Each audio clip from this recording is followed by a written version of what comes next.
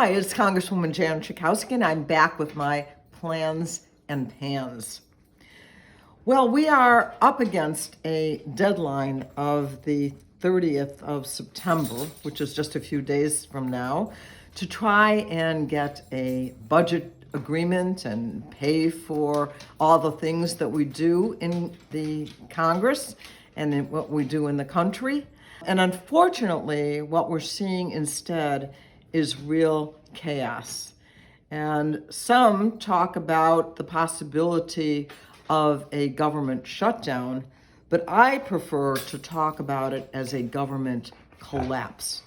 Because the Republicans have come up really, despite negotiations that are going on with the White House and everybody trying to come to an agreement, what we are seeing is that the Republicans have offered nothing. I mean, nothing. We have not done really any passage of legislation. There are 12 appropriations bills, and the House has passed one. Nothing since we've been back in the Congress. And so this is a very, very challenging time. And I promise you that I will make sure that we give you all the details as we know them. Because if the government were to actually collapse, what would that mean for you? We fear that that means that some Social Security checks won't come on time, that there'll be absolute disaster at the airports because TSA, the people who work there, are not going to see their checks arrive on time. We worry, of course, for our veterans who rely on their money to come. So yes, this is a very challenging time, and I can't tell you a single option that the Republicans have even put on the table. It's not as if they have said, well, we'll do something if you do this or that. Now, we are hoping that we can get what we call a continuing resolution, hopefully until December, giving us time to actually negotiate on a real proposal.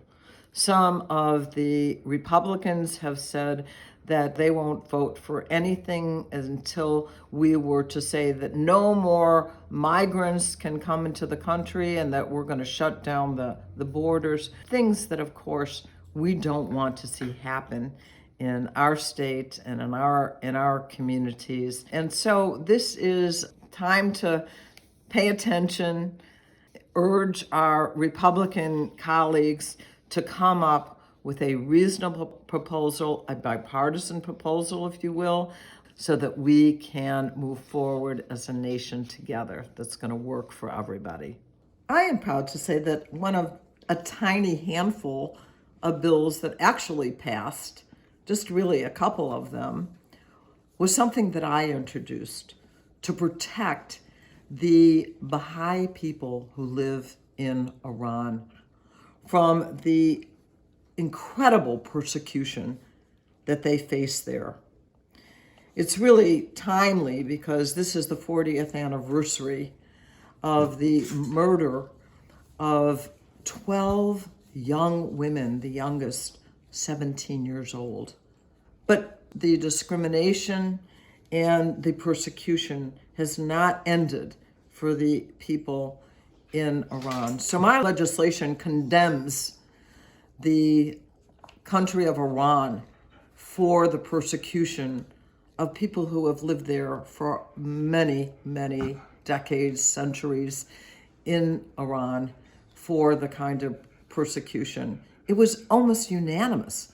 So as you know, the beautiful Baha'i temple here in the 9th Congressional District is such a beautiful place. If you haven't been there to see that in Wilmette, you should go see it. And I am very proud that I was able to see the passage of this resolution. This week, Senator Durbin and I, along with Representative Eric Sorensen, who lives in the Quad Cities, a new Democrat in Congress for the first time, we sent a letter to the IRS, Internal Revenue Service Commissioner. Our letter asked for the creation of this new Correspondence Center from the IRS in Bloomington, Illinois. Now, I know in my office, we get so many calls about the IRS, people who are having problems dealing with the IRS, with refunds, with all kinds of confusion. And having a correspondence center would mean that services could be provided in a much more efficient way. In addition, having it in Bloomington, Illinois, it would be good for the economy. So we're going to keep following up because we think that would be a good idea to help so many Americans and to help in Illinois. I am a co-sponsor of legislation. There was a press conference for a bill called Ethan's Law, which would require that gun owners store safely the guns that they have in their homes, safely and securely. That would be the requirement, because we know that 54% of gun owners do not lock the guns that are in their home. We know that 4.5 million children live in homes where guns are not secured, where the guns can make a tragedy. And we also know that 350 children every year unintentionally shoot themselves or someone else. This legislation is named for Ethan Song, a teenager who died at the home of a friend because the gun was not properly stored and kept away. So I signed a discharge petition. That is something, if you get enough members of Congress to sign a discharge petition, then the legislation, Ethan's Law, would have to be given a vote. And so we are encouraging people. I was something like 135th to sign the discharge petition. It's going to take us more than 200 in order to get enough. So we'll see if we're able to make sure that we can force a vote. But in the meantime, the majority of Americans think it's a really good idea.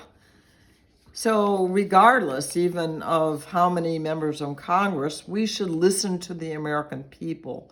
I met this week and we had a press conference with the parents of victims of underride crashes. What is that? Underride crashes occur when a car slides under a very big truck. Over 5,600 people were killed in such crashes. So I talked to a mom who lost 2 daughters in an underride crash and another mom who lost her daughter. And I have to tell you that as someone who deals with consumer protection issues, I am always so moved and impressed by people who have faced such tragedies in their families and yet come forward in order to right that wrong. The thing that's really frustrating about these underride crash fatalities is that they are preventable. If there were underride crash guards put on these big trucks, these fatalities would not happen. Well, unfortunately, what we learned is that the industry does not want to spend the money to do that. And so we wanted to raise the issue and do it in the most poignant way, that is by the moms who came and talked about what had happened. But you know, as I said, we're talking about thousands of people who really unnecessarily die. So we're going to keep pushing so that we just make sure that there are guards, underride guards, to prevent them. I want to say to all my Jewish constituents, like me, we were celebrating Rosh Hashanah, the Jewish New Year, and I want to wish you a sweet and healthy and happy new year. And next week, we will be marking Yom Kippur, the Day of Atonement. So I will see you next week, and hope you have a good one. Thank you for watching my video. Make sure you subscribe to my YouTube channel and follow me on Instagram, Twitter, and Facebook, where my handle is @Jan Schakowsky.